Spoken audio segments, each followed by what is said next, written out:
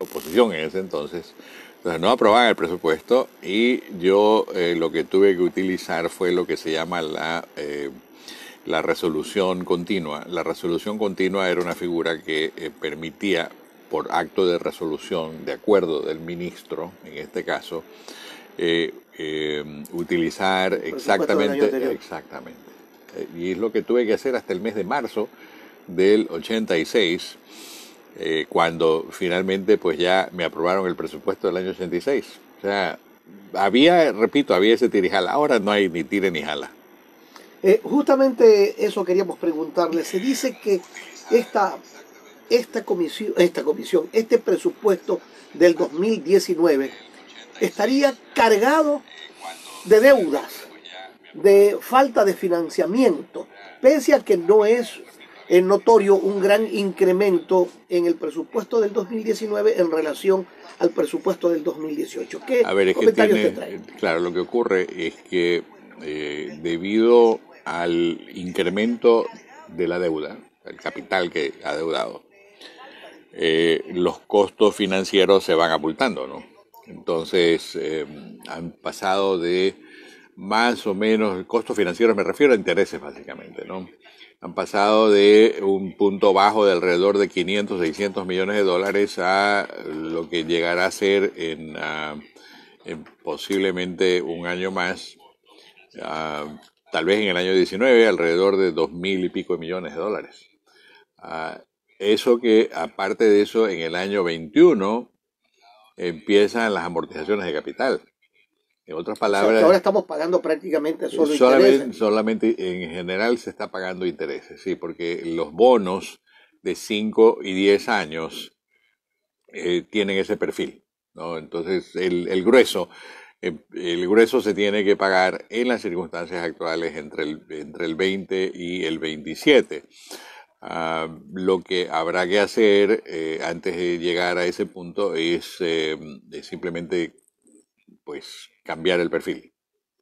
O sea que en otras palabras, Francisco, nosotros debemos pensar que no es tan fácil salir de esta crisis, que al ritmo que vamos nos cogerá el año 21 seguramente con los pantalones abajo económicamente. Mira, la única manera de superar esos problemas es creciendo. Te doy el ejemplo nuestro. En el año 2000, inicio de la dolarización, la relación de la deuda al PIB era de aproximadamente el 89-90% del PIB, o sea, bien alta, más alta que lo que es ahora. Y a lo largo de los primeros años hasta la elección de Correa, esa relación porcentual de la deuda con respecto al PIB bajó a aproximadamente el 22%. ¿Qué es lo que sucedió? Bueno, que la economía creció. La economía creció debido al manejo prudente de las finanzas públicas, al hecho de que la dolarización se asentó y también al hecho que de todas maneras durante ese tiempo los precios del petróleo fueron favorables. Obviamente nada comparado con lo que vendría luego en el tiempo de Correa, pero el promedio fue de alrededor de unos 30-35 dólares por barril. En el caso de Correa fue 73 dólares el promedio. Una diferencia prácticamente del doble, ¿no? Sí, es 2-1 justamente. Ahora, este presupuesto del año 2019 tiene nuevos compromisos y componentes para el gobierno ecuatoriano. Por ejemplo, tiene que devolverle cerca de 2.500 millones o pagarle, como se lo quiera llamar, solamente al IES por materia del 40% de las pensiones jubilares y en materia de lo que tiene que devolver por prestaciones de servicios médicos. Sí, ese es un punto gravitante para el presupuesto, 2.500 millones.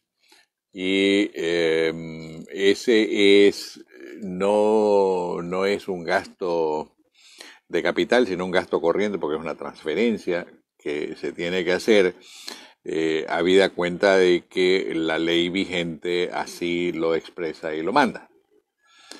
El problema es que inclusive el ministro de Finanzas entiendo que dijo que las deudas son de 1.500 millones, no son de 1.500, son de 2.450 millones justamente. Y ese es un... Y eso es solamente el IES. Eso es solamente el IES. Porque también hay que pagar los intereses de la deuda. Sí. Eso debe estar por... Bueno, a ver, veamos qué tratamiento se da. De repente lo que el ministro estaba implicando, puede ser, no conozco todos los detalles de la noticia, pero tal vez son 1.500 millones de pagos de capital y 900 millones de pago de intereses. Puede ser, ¿no? Lo que da los 2.450 millones, si es que ese es el caso. Si no, de todas maneras... El Seguro Social está reclamando esto como pago, claro, solo el Seguro Social. Sí. 2.457 sí. millones de dólares. Eso claro, es lo que reclama para el próximo. Ya, pero los puede estar reclamando tanto por concepto de capital adeudado como por concepto de intereses adeudados. Solamente es por el tema del 40% de las jubilaciones y prestación de servicios médicos. Sí, pero en ese caso no conllevaría intereses porque no están pactados. No, yo me refiero a los intereses de la deuda que tiene el país con sus acreedores internacionales. Bueno. Ese otro, ese tema representa más o menos unos 2.500 millones de dólares el año venidero. O sea, se tiene como es unas cuentas abultadas que, como hemos conversado en otro momento, Julio, significa tener que hallar alrededor de 10.000 millones de dólares, que es una cifra que yo he citado más de una vez, porque y es tan simple como que si tienes un presupuesto de 35, tienes ingresos fijos o previsibles de 25, tienes que hallar los otros 10. Ya, pero prestamos 10.000 millones para, en el supuesto, ¿no? Prestamos 10.000 millones para el tema año 2019. ¿Y el 2020 qué esperamos? ¿Qué esperanza tenemos? ¿Que sube el precio del petróleo? ¿Algún milagro? ¿Alguna nueva veta de dinero que nos ingrese? Bueno, no, la veta de dinero que nos ingrese es la que no nos ingresa, es el gasto que hay que ahorrar, ¿no?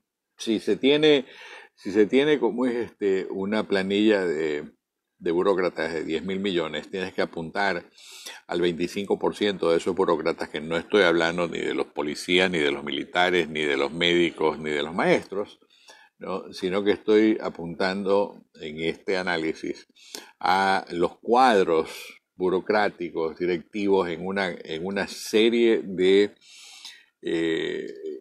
agencias, instituciones y empresas dependientes del presupuesto del Estado, que no tienen razón de ser, o sea, que simplemente tienen que ser separadas del medio.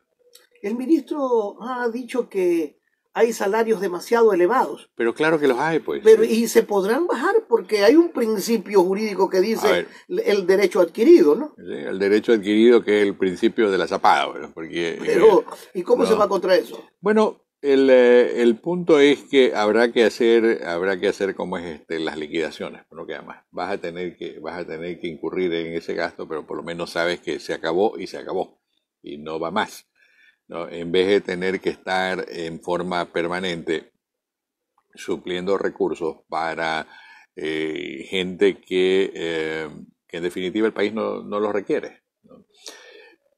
Recuerda algo, en el sueldo promedio en el sector privado anda por alrededor de $750 mensuales.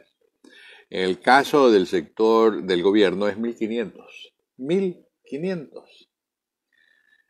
Es el doble. En otras palabras, por cada un empleo que generas en el sector público, puedes estar generando 2 empleos en el sector privado. ¿Y por qué digo eso? Porque todos los dineros del Estado provienen expresamente de las cargas tributarias y de los pagos que por tarifas y los costos de los servicios que se prestan pagan los usuarios o pagan los contribuyentes. Pero si esas empresas, en vez de ser estatales, fueran empresas privadas, mismo tendrían que pagar pues los costos y las tarifas y los precios y lo que sea ¿no? Así como le pagas al supermercado cuando vas al supermercado, pues no es un supermercado del Estado, sino que es un supermercado privado y lo hace todos los días. Entonces lo mismo ocurriría, o como ocurría también acá, cuando teníamos a la empresa eléctrica del Ecuador en Guayaquil, que era la concesionaria de la distribución del servicio eléctrico. Entonces Emelec era la empresa que a quien se le pagaban las facturas eléctricas hasta el año 99.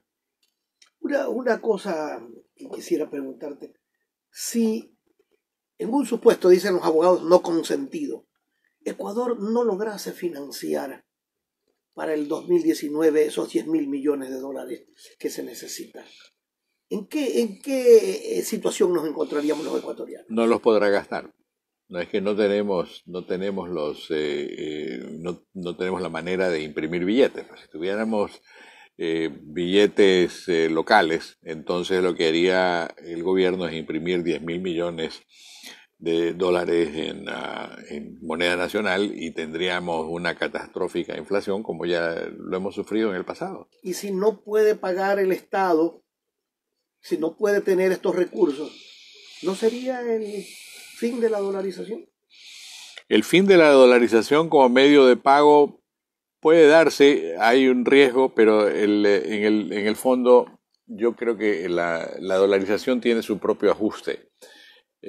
Habría una caída de las importaciones, una caída considerable de las importaciones, por una sencilla razón, no hay dólares para importar, ¿no? Habría una caída en el empleo, porque simplemente las empresas quebrarían y el Estado tendría que actuar de suerte tal que baje el gasto en forma absoluta, no solamente en forma relativa, sino en forma absoluta. La crisis de Venezuela no es una imagen en la que no deberíamos mirar. Bueno, excepto que Venezuela tiene moneda propia, por eso están locos haciendo otras monedas a cada rato. Pero tienen un 1.400.000% de inflación. 1.400.000. ¿Tú sabes cuál es el equivalente del sueldo mínimo vital? 5 o 6 dólares, algo así. No, señor, eso es si lo usas el tipo de cambio oficial, pero si usas el tipo de cambio de la calle es $1. $1. A eso ha llegado Venezuela. Pero digo, no nos debemos mirar en ese espejo. Porque yo siento es una cosa.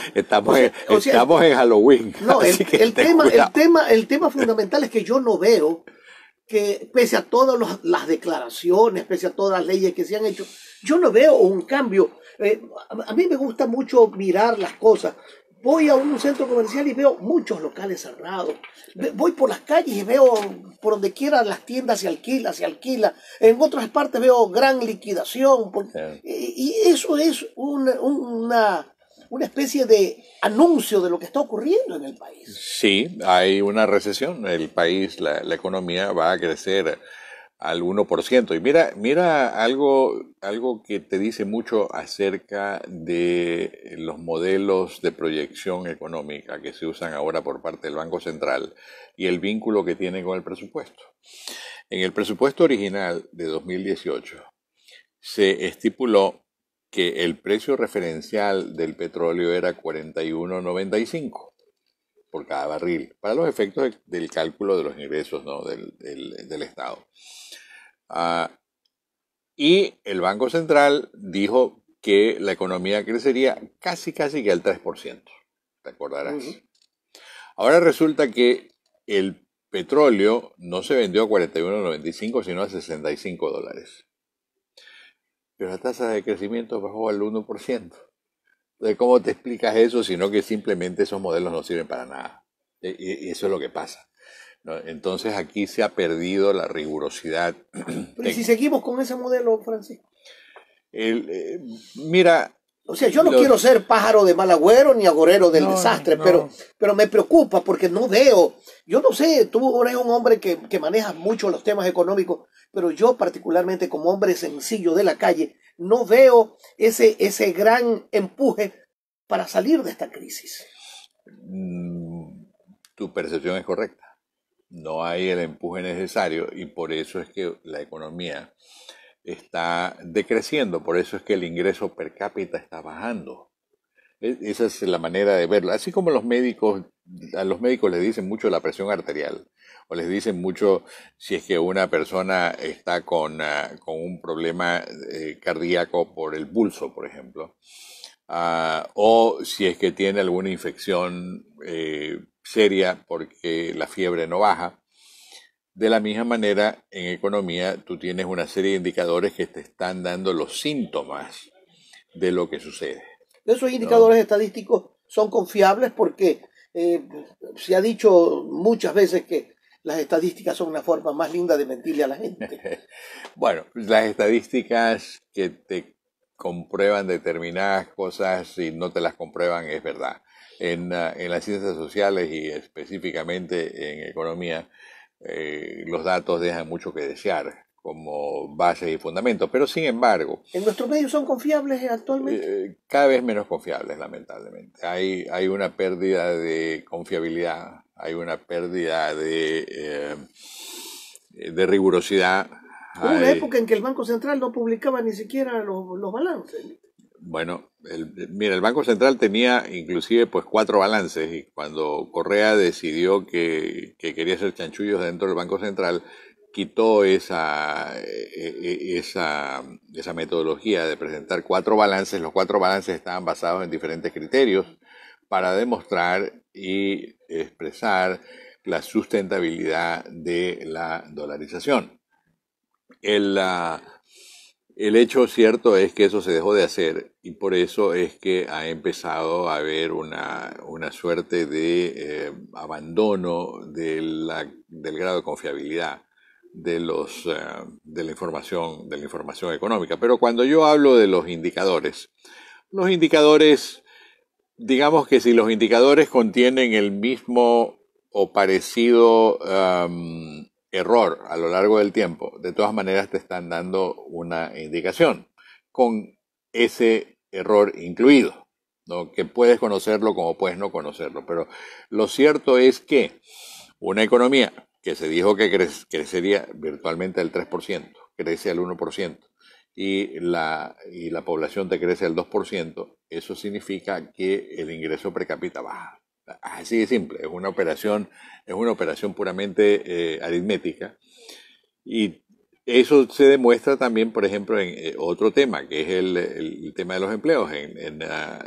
Cuando aquí te hablan de los empleos, los gobiernos te mencionan como que el problema es un problema de desempleo del 4%. No, señor, el problema de desempleo en Ecuador es un problema que afecta a más de la mitad de la fuerza laboral, porque tú tienes un 40% de lo que ahora se conoce como empleo adecuado y tienes un 60% de empleo No adecuado. inadecuado que incluye el subempleo y que incluye pues empleos de mala monta o de poca monta. Y desempleo también. Y desempleo que queda es la fase final, pero es que lo que ocurre es que si tú vives en una economía de sustento, en que tienes que ganarte sustento todos los días, por definición tienes que trabajar todos los días para poder comer. No, pero eso no quiere decir que vivas bien. Eso no quiere decir que tengas una vida o un grado de bienestar aceptable. Y ese es el problema. O sea, no hay suma causal, ¿cómo es que le llamaban? La vida feliz. No, qué vida feliz ni qué carajo, perdóname. Esto es una tomadura de pelo que es diferente, ¿no? Tomadura de pelo gigante. Vamos a hacer una pequeñísima pausa y regresamos inmediatamente aquí en Autonomías, en la verdadera revolución. Autonomías, la verdadera revolución llega a ustedes gracias al auspicio de la Autoridad Aeroportuaria de Guayaquil, administradora del aeropuerto José Joaquín de Olmedo, orgullo de los ecuatorianos y ejemplo de institución autónoma. Estamos conversando con el economista Francisco Suet Morales y viendo las situaciones que se generan en el país, yo quiero preguntarle, Francisco, ¿hasta qué punto las medidas que ha tomado el gobierno, que algunos dicen que son bastante buenas, se están realmente aplicando. Porque una cosa es que yo escriba en una ley, en una resolución, en un plan, en un modelo, escriba cosas bonitas. Otra cosa es que eso se lleve a la práctica. ¿Hasta qué punto estamos por el camino correcto en esto? Bueno, aquí no hay ni modelo ni programa, no hay programa económico, no existe, no existe. Ante la imposibilidad de poder elaborar un programa macroeconómico, el Ministerio de Finanzas y el Banco Central básicamente dicen que no se necesita. ¿Qué es un programa macroeconómico? El programa macroeconómico es un ejercicio que te permite en forma coherente elaborar cuáles son tus necesidades, cuáles son los medios de los que dispones, cuáles son los recursos, cuáles son los objetivos, qué es lo que puedes lograr, qué es lo que no puedes lograr, en cuánto tiempo lo puedes lograr, qué puedes hacer y cómo hacer respecto, por ejemplo, de aliviar la carga de la deuda, cuáles son las propuestas que le vas a hacer a los acreedores para de esa forma poder hacer una baja en el servicio de la deuda, cómo vas a ajustar el gasto público, cómo vas a poder de alguna forma seguir trabajando. Y esto que acabo de decir en un minuto, mi estimado amigo, ¿se lo has oído decir a algún ministro acá? No, bajo ninguna circunstancia. No, nada. Solamente toman acciones que son prácticamente aisladas, que no tienen relación una con otra, para tratar, como quien dice, poniendo parches, curar un cáncer. Sí, sacaron la ley esta de promoción de inversiones, una ley que tiene sus cosas buenas, pero que en general es una ley muy parcial. Y te doy ejemplos de opciones. Aquí la ley dice, a ver, de acuerdo a lo estipulado en esta norma, si usted va a hacer una inversión, entonces le vamos a dar la exoneración del impuesto a la renta, la exoneración del impuesto a la salida de capitales y esto y bla, bla, bla, toda una serie de cosas. Pero el punto es ¿qué alternativa hay frente a esta oferta? La alternativa es cambiar el régimen tributario para que ese régimen tributario sea más funcional. ¿Pero en qué sentido ese cambio, Francisco? Bueno, por ejemplo, mira, tienes que quitar el impuesto a la salida de capitales. Tienes que quitar el pago de anticipo del impuesto a la renta, que no es un impuesto a la renta, sino un impuesto de lo que sea, ¿no? ¿Se debería bajar el IVA o se lo debería subir para que el Estado tenga más ingresos? Eventualmente el IVA puede bajar, ¿no? Y puede bajar al 10%, como lo proponen algunos de mis colegas. Ese es un tema que en una secuencia de medidas yo lo pondría más adelante conforme voy aflojando la cuerda, ¿no? Y conforme voy como es arreglando, emparejando de todas maneras mis cuentas dentro del sector público, porque lo que no quiero es caer en una situación de falencia, de suerte tal que, no obstante haber hecho las reformas tributarias, todavía sigo con déficit. La idea es que el déficit y la reforma tributaria tienen que ir de la mano para que la cosa funcione. Y tienen que ir de la mano no solamente por un solo día, sino que tienen que ir de la mano de manera permanente, pero durante el periodo de estabilización, que puede ser un periodo de estabilización de 3 o 4 años, tiene que haber un seguimiento de todas estas intenciones y de todas estas cifras que resulten en este programa macroeconómico. Y te lo digo no porque esto te estoy hablando, Julio, en teoría. A mí me tocó hacerlo. Y los resultados están ahí. Son parte de la historia económica del país.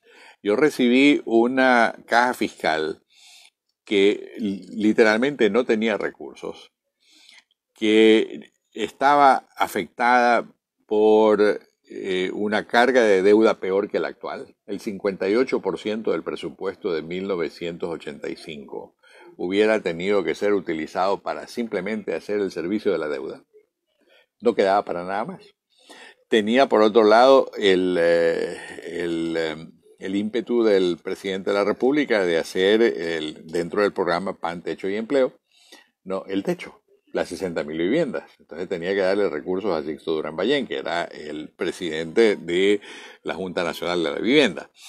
Y había puesto además otra cosa, habíamos heredado una infraestructura que estaba destrozada por el niño del 82-83.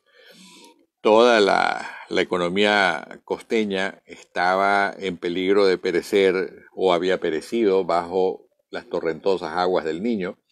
Se había perdido ganadería, se había perdido casi que afectado a la mitad de la producción bananera. O sea, verdaderamente estábamos en soletas. Los bancos estaban desalineados con serios problemas de liquidez y era necesario devolverles la liquidez. Entonces, ¿qué había que hacer? ¿Cuáles eran las medidas o los programas o las metas que había que proponer? A ver, si se está reprimiendo la actividad económica, libere los precios. El control de precios nunca ha funcionado. Tampoco funcionó en esa época. Libérelos. Segundo, tienes un problema de represión cambiaria. El tipo de cambio está sobrevalorado en 60 sucres por dólar y por eso hay una gran distracción de recursos. Bueno, entonces vamos a hacer una liberación total del mercado cambiario, de suerte tal que el tipo de cambio sea uno solo y ya la gente no se tenga que preocupar del dólar ilegal o del mercado negro y todo lo demás. Tercero, las tasas de interés están por debajo de la inflación. Entonces eso significa que hay desintermediación financiera. Los bancos están perdiendo depósitos. Bueno, hay que devolver eso de ahí. ¿Cómo se lo hacen?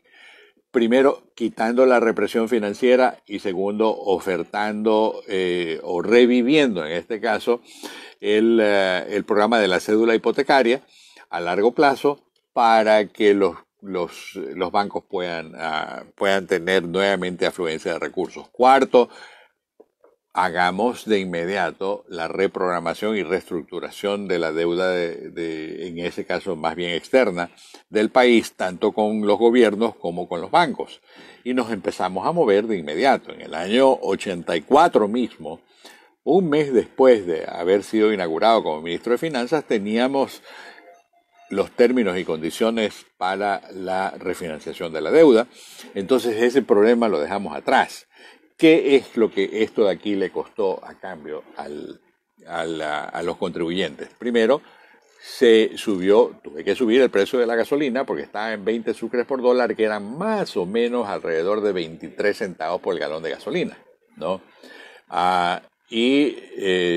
Tuve que hacer similares ajustes en el caso inclusive del impuesto de las transacciones mercantiles, que lo subí del 6 al 10%, pero se lo devolví reparando las carreteras, comprando los puentes, dando las posibilidades de crecimiento a la economía, inaugurando nuevas escuelas, iniciando el programa de viviendas. O sea, subió la inversión. Esto de aquí no fue para gasto de más burócratas, sino al contrario, para tener y contar con recursos que permitan ampliar el horizonte de inversiones del Estado. En ese momento, ¿qué ocurrió? Primero, que la tasa de crecimiento subió al 4.2%. Habíamos tenido tasa de crecimiento negativa y en el año 83 una tasa apenas positiva. El presupuesto del Estado no solamente que estaba equilibrado, sino que tenía superávit.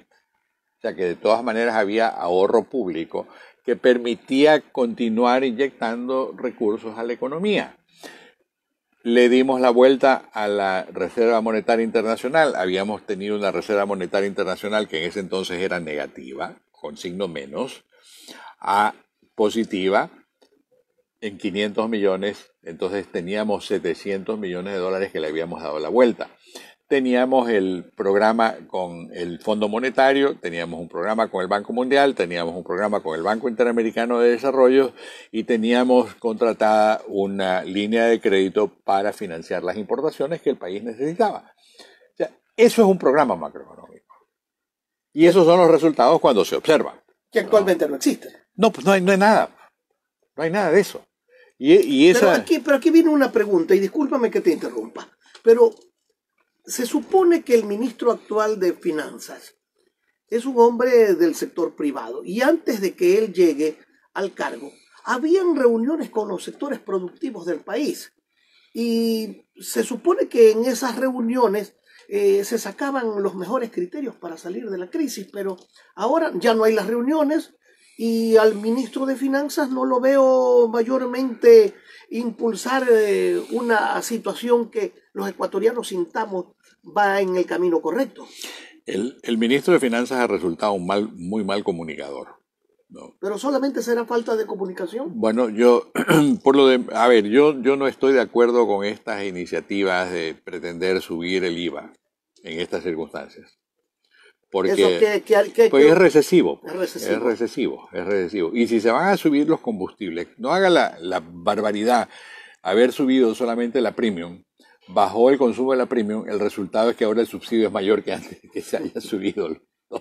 Entonces, todo esto de aquí nos da lecciones. Mira, cuando el IVA se lo subió del 12 al 14% en tiempos de Correa, con el pretexto de Manabí, digo pretexto porque esos recursos no fueron utilizados exactamente para el terremoto donde se necesitaba, que era en la provincia de Manabí y parte de la provincia de Esmeraldas, las recaudaciones del IVA terminaron bajando. Porque llega un punto en que la elasticidad es tan enorme, o la inelasticidad es tan enorme, que simplemente cuando subes el IVA o subes el impuesto referente, pues la gente simplemente deja de consumir. Y deja de consumir porque muchas veces ya no tiene. Pero es que también gastando en otras cosas así es. Que ya venían con impuestos y no le queda para más. Así es, también es así. Entonces, en el caso, Correa nos saturó de impuestos porque los directores del SRI, un poco lo primero que hacían cada mañana al despertarse era a ver qué nuevo impuesto hubo. Resultado de eso es que hubo reformas tributarias cada 6 meses. Cada 6 meses. Y el número de impuestos específicos y puntuales que los ecuatorianos tenemos que pagar pasó de 40 a 65 impuestos. ¿Y esos 65 impuestos qué valor más o menos determinan dentro de del salario? Se llevan más o menos la mitad del ingreso. O sea que trabajamos, la mitad cobramos y la mitad se la damos al Estado. Sí, al Estado en sus diferentes manifestaciones. Claro, en diferentes formas, pero hacia allá va. Sí. Yo recuerdo, y esto un poco disgregante, yo recuerdo, por ejemplo, a uno de los representantes del SRI en alguna entrevista que hicimos aquí. Nos decía que, por ejemplo, tenían que cobrar 2.000 millones de dólares en facturas falsas. Uh-huh. Y de lo que yo sé, no creo que se ha hecho nada para recobrar esos dineros, que no son un impuesto adicional, sino malversación o fuga de impuestos. Eso es defraudación tributaria. Claro. Sí, es defraudación tributaria. ¿Tú conoces algo han cobrado, pero no creo que hayan, pero ni remotamente recuperado 2.000 millones por eso. Porque veo que por el contrario ahora para poder recaudar algo están eliminando intereses. O sea, sí, el concepto actual es elimina multas e intereses. Cobra solamente el capital. ¿Y eso en qué medida? A ver, te ayuda una vez. Es como cuando tú vendes, no sé, un par de zapatos y ya no tienes zapatos que ponerte, ¿me entiendes? Esa es la situación. Sí. Qué triste la situación del país, después de haber, digo triste, porque después de haber tenido ingresos tan enormes durante la década de Correa, llegar a esto de pasar de ricos a pordioseros prácticamente. Es que esa es la fortuna mal administrada. Ocurre muchas veces ocurre a quien se saca la lotería, que tiene la capacidad para gastar, pero no para administrar. Y en el caso de Correa, pues se sabe ahora, esto no son cifras mías, son cifras del propio Banco Interamericano de Desarrollo, que hubo un desperdicio de 70.000 millones de dólares a lo largo de 10 años, tanto por la vía de los sobreprecios como por la vía de los robos y coimas, ¿no? Pero se supone que Correa era un gran economista, al extremo de que dio charlas hasta en la Sorbona de París, ¿no? Gran economista, ¿Ah? gran economista. Conmigo no pasaba de año. Conmigo no pasaba de año. El fulano puede entender lo que... Él es político. De economista no tiene nada. No sabe, no entiende la materia, no la conoce, no es capaz de discernir como economista, no piensa como economista, no actúa como economista. Él es puramente un político demagogo, populista del socialismo del siglo XXI. Vamos a hacer una pequeña pausa y regresamos inmediatamente con más aquí en Autonomías, la verdadera revolución.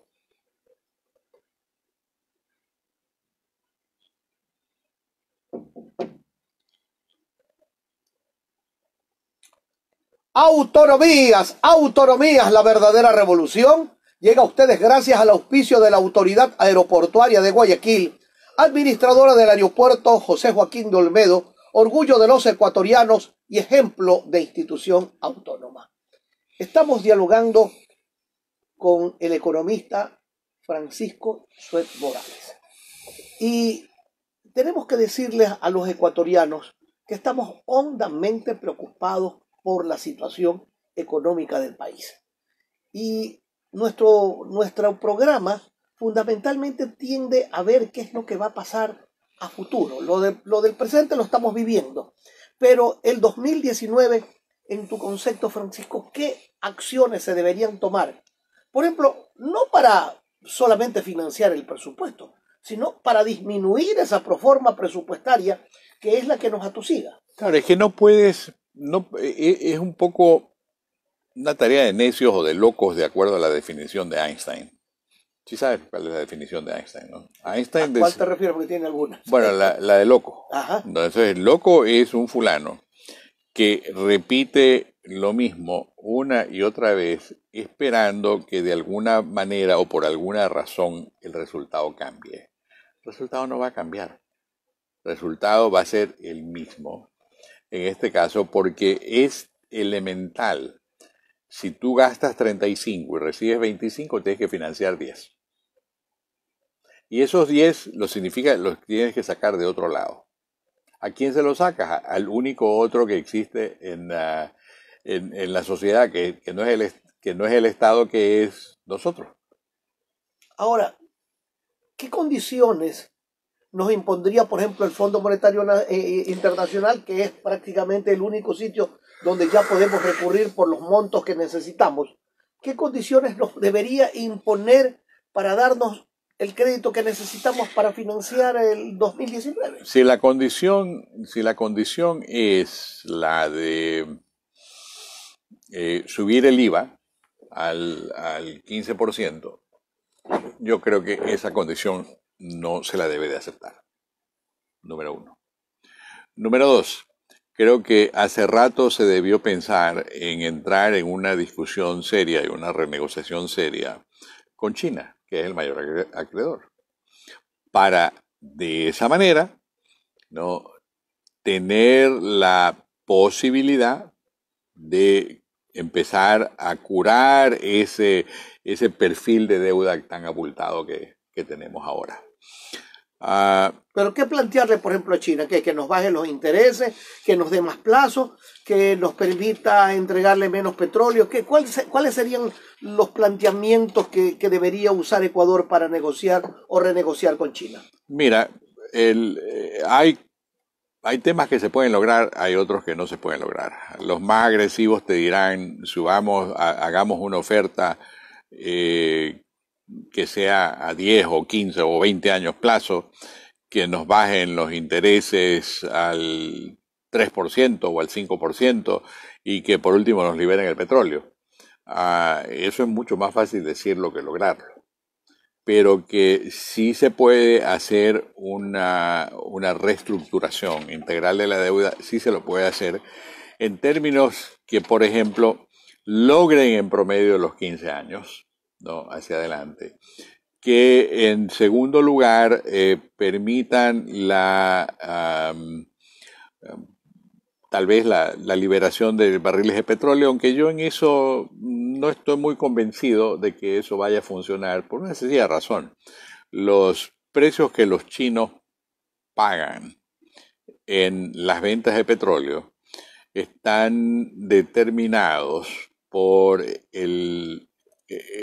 lo que ocurre el día en que se embarca el petróleo, ¿no? O sea, están determinados prácticamente por el mercado, el precio del mercado. Por el precio del mercado, ¿no? Con una fórmula de 4 días antes, 4 días posteriores y el día del embarque dividido para 9. Sumas los nueve precios y lo divides para 9, ¿no?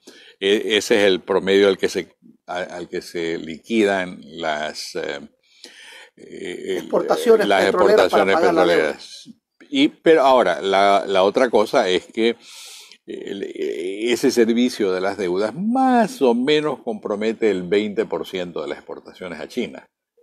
El otro 80% se lo paga en cash, ¿no? El 20% lo que permite es amortizar los anticipos petroleros que se dieron.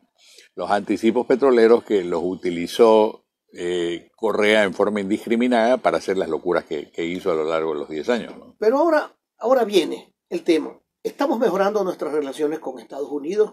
¿Eso podría significar algún aporte? Tenemos un acuerdo con la Unión Europea que resulta realmente interesante porque ha mejorado en algo el tema económico. Hay las perspectivas de que a lo mejor el precio del petróleo mejore, aunque ligeramente, pero que siga mejorando. Sí. Y los temas de las concesiones mineras en el país y los nuevos acuerdos comerciales. Esta semana recibimos una delegación, por ejemplo, de Chile que venía con intenciones de invertir en el país. ¿Hasta qué punto todas esas medidas que aparentemente son buenas llegarán a concretarse?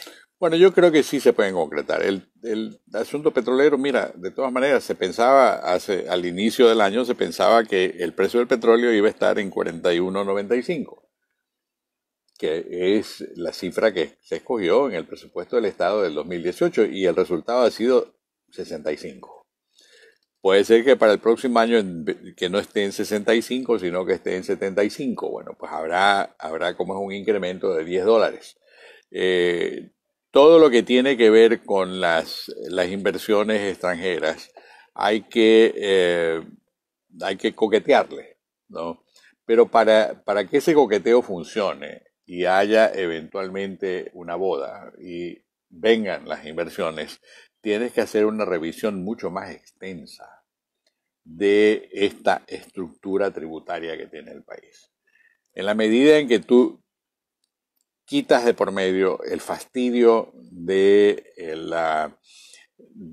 impuesto a la salida de capitales, y en la medida en que de una vez por todas terminas con esos anticipos al impuesto a la renta que no son a la renta, vas a cambiar la situación del país. Y si a eso le agregamos que gastamos menos, también, entonces empiezas tú a estabilizar. Y yo creo que desde ese punto de vista, si queremos terminar nuestro diálogo con una nota positiva, bueno, pensemos en qué es lo que hay que hacer para que todos estos puntos que tú acabaste de mencionar, que son pertinentes y todos ellos son aplicables a lo que pueda suceder el próximo año, efectivamente se den y que no sean simplemente palabras al viento. Te queremos agradecer, Francisco Suet Morales, por la oportunidad que nos brinda siempre de conocer tus valiosos criterios cargados de experiencia y de sapiencia, porque son dos cosas importantísimas que admiramos en Francisco Suet Morales. Muchas gracias por la oportunidad que nos has brindado. Julio, un placer siempre estar contigo. Estamos llegando a la parte final de Autonomías, la verdadera revolución, con el compromiso de regresar la próxima semana con más, aquí, en su programa, donde lo más importante, como siempre, es la sintonía de ustedes. Muy amables.